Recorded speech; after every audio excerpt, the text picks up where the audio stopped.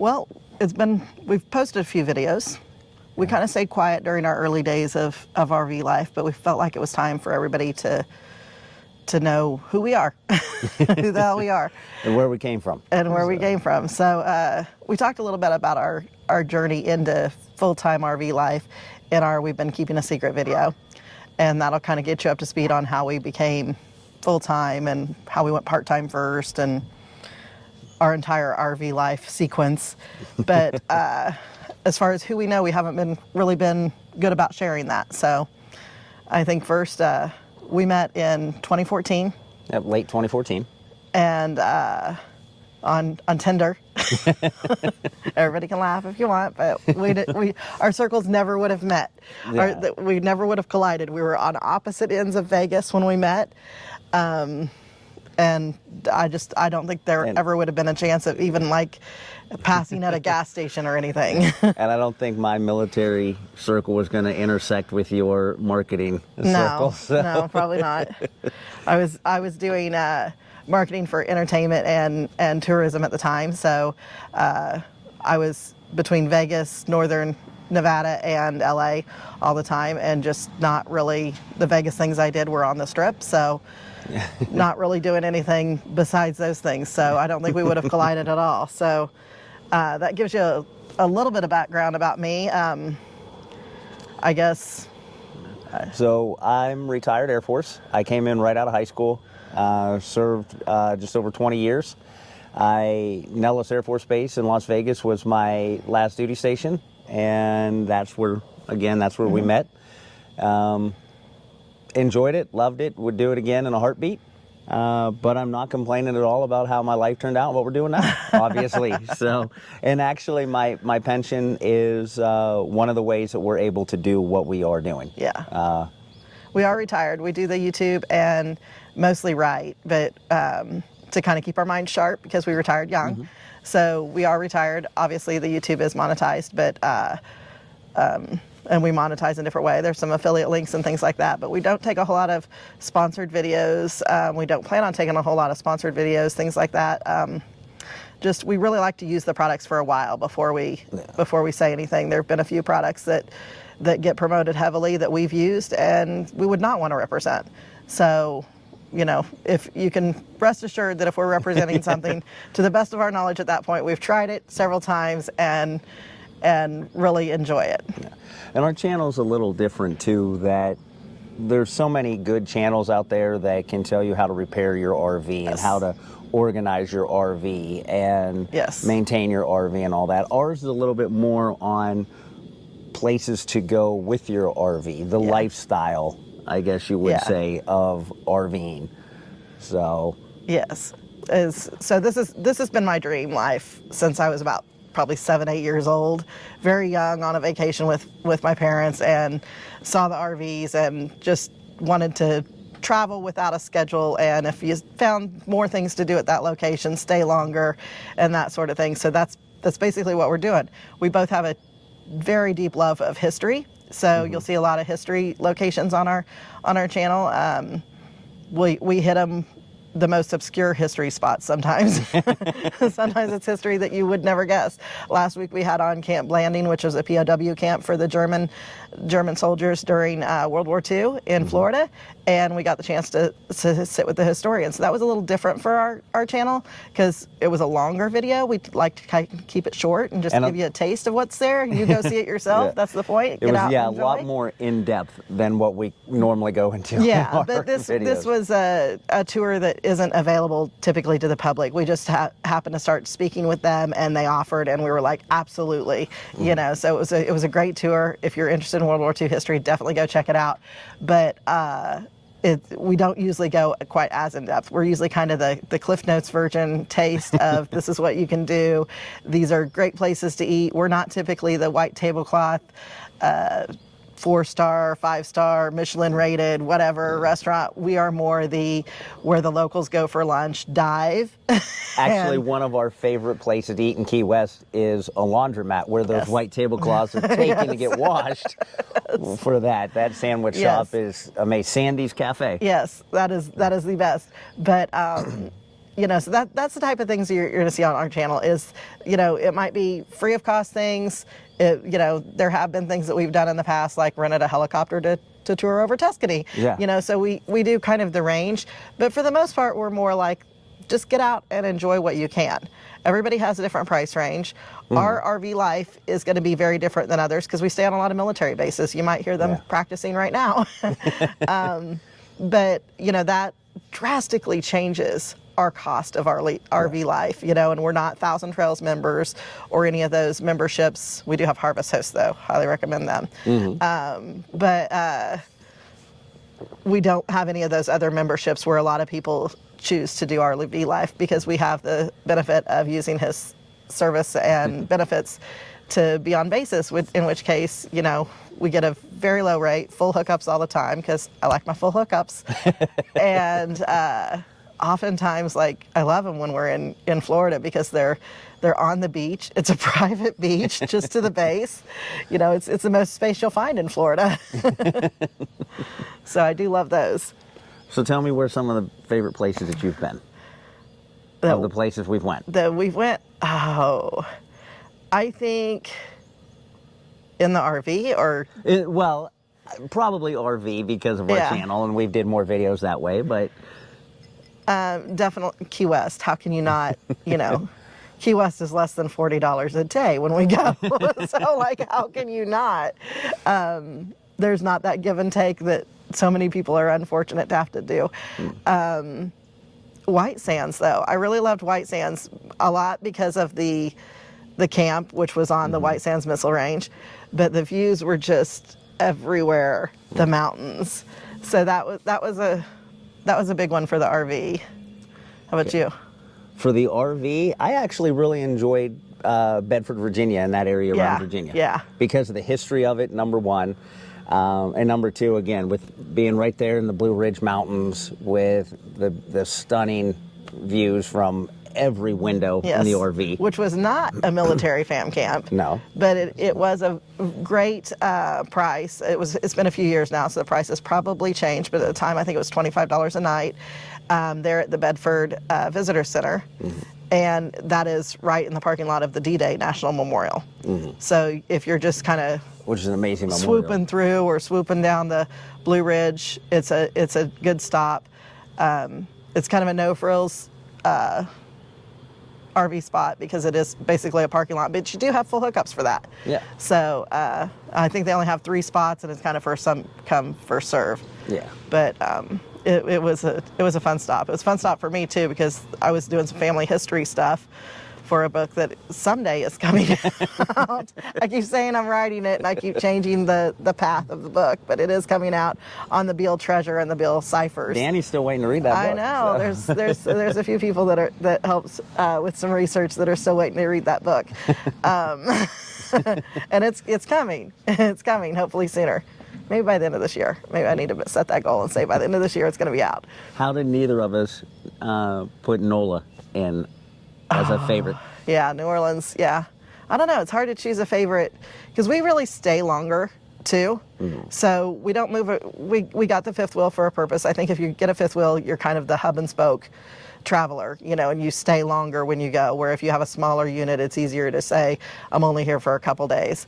But yeah, it's hard to pick a favorite when you're... It is.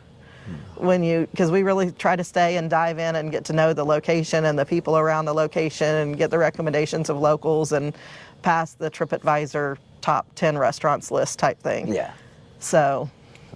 Okay, so non-RV related, where would you say your favorite place was? Oh. And you can't take mine. Oh. Well, I think mine are going to be a surprise. We went to Cuba just after my dad passed away. And it was like my release trip. So that was an incredible trip. That was a very incredible trip. But it would definitely be tied with, we had a stopover when we were in Greece, when we did a whole tour of Greece, land and sea and islands and everything. So during the island cruise, we had a stopover in Turkey. And I just loved the organicness of Turkey and how it was organicness. New word. Or it was so organic, though. It was the runs there were just kind of untouched. I mean, when you got to the end of them, there were obviously a bunch of shops trying to sell you stuff, and very aggressive. But it just felt untouched, and like you were discovering it, kind of. So I did love Turkey too. I want to go back to Turkey someday. So mine's probably not going to be a surprise, but mine would have been Italy. We took a trip to Italy, spent a few days in and around Rome, which was amazing, seeing the Colosseum, seeing the Vatican. But then we went up into Tuscany. We seen Florence, Siena, Lucca. There were so many of the smaller towns. And did the helicopter. Which was incredible to see the walled cities from above, because as you're going through them from the ground, you kind of get it, but to see it and how fortified and just it was incredible. And that was an experience too, because even from my military days, I've always loved helicopters and flying in helicopters. Yeah. Obviously, it's a little different than when you're flying in a military one. But so I told her, I said, let's see about a tour. Well, thinking that it was like the U.S. and you just, you grab a seat on a helicopter that's already planning to do this. So Italians, at least none that we found, actually have helicopter tours, but they do have charter helicopters. So calling up a charter helicopter service and first getting through the language difficulty, I finally got them to understand that we literally just want to ride around in a helicopter. Yeah, they kept thinking we wanted to take a like a trip, like we'll pick you up here and drop you here. Yeah. And it's like, no, we just want to see from above. So they did accommodate us, but unfortunately we did have to charter the entire helicopter. Yeah. Like she said, you're not just getting a seat. Worth it. But we did fly over all of Tuscany. We flew over Florence. The Dome. I guess the pilot. Well, the pilot got the authority, but it was the translator slash whatever I don't know what you'd call her. I think it was just a friend of the pilot that came along that could speak English, so that if he needed to tell us anything, she could let us know. But I guess it was the first time, at least that pilot had authorization to fly over the Dome in Florence, and it was amazing to look down and see. I'll slide in some pictures from that trip, because we weren't really doing video at that point, but I'll slide in some pictures because it was amazing. And side note, we are working on learning Italian and getting dual citizenship through his grandparents so that we can stay longer and extended stays at some point. We'll work that out, but right now we'd only be able to stay so long, so with dual citizenship we'd be able to stay as long as we wanted. Yeah. Probably not coming back. I was looking at houses the first time we went. So there's a catch to those €1 homes, though. So. That's not what I was looking at, though. Vineyards. And our travel partners are up there, not happy that we're out here. And they're scratching at the screen. Maybe I should go get them. Yeah. And we're back. And this is our travel partners. This is Gracie. And she was a rescue I rescued in about 2012, 2013, I think. She was a puppy mama, was still all swollen up from giving birth, and very young, but very trained. But they apparently kept the puppies and dumped her on a high rate kill shelter. So I came along and found her, went actually to look at a different dog, but she insisted that I take her home, so I did. And this one we adopted together. This is Loki. He was considered a hero adoption. Sadly, before we got him and before the shelter had him, he was severely abused. And his little back legs seemed to have taken the brunt of it. So he's probably going to have trouble walking as he gets a little older. But he was just very mistrusting of any humans. He was out of time at the same kill shelter that she came from, and he was at the SPCA and considered hero there because they didn't quite know what to do with him. So these two are with us all the time. So when we talk about having to get back to the trailer because the dogs have been in there, it's because they need to potty. And we try to include them on the things that we can. They have a little stroller so his little legs don't get tired, and because Gracie's lazy.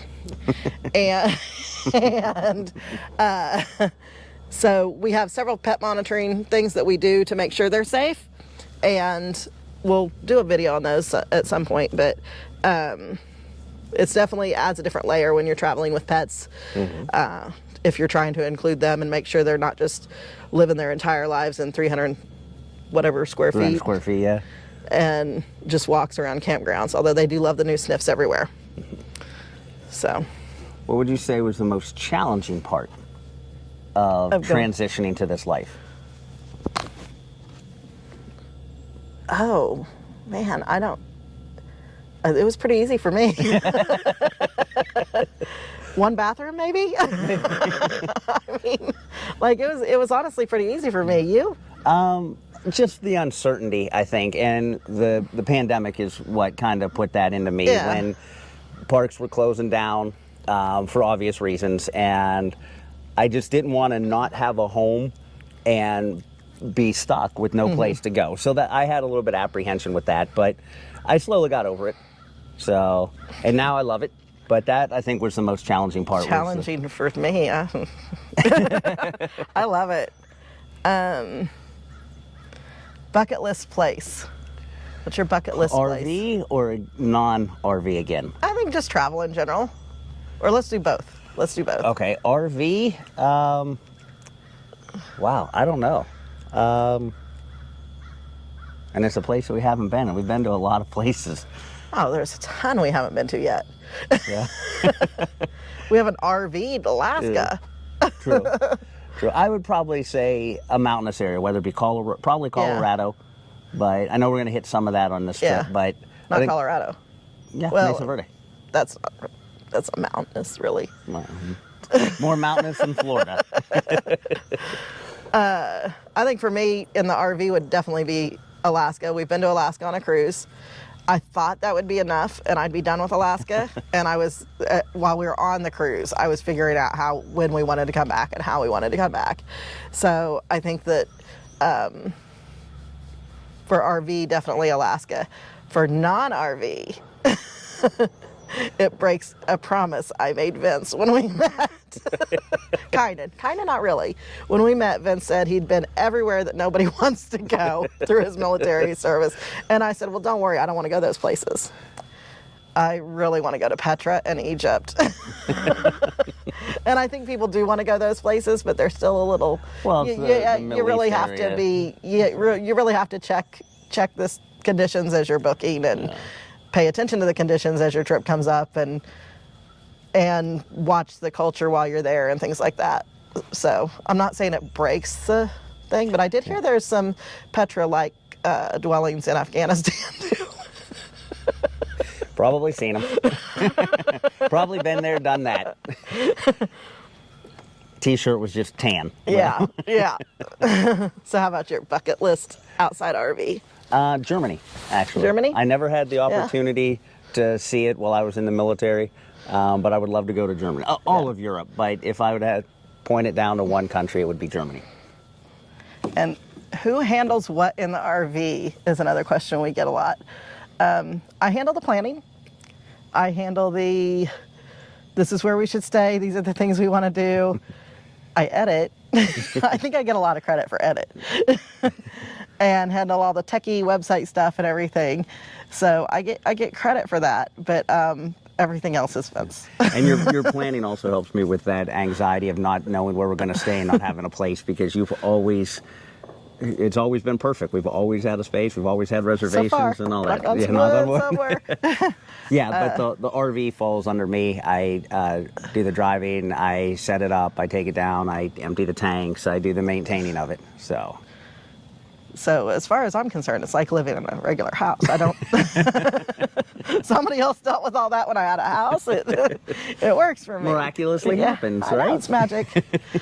So that's a little bit about us. I mean, there's definitely more that you'll get to know throughout time and everything. But without going into when I was 12, I did this.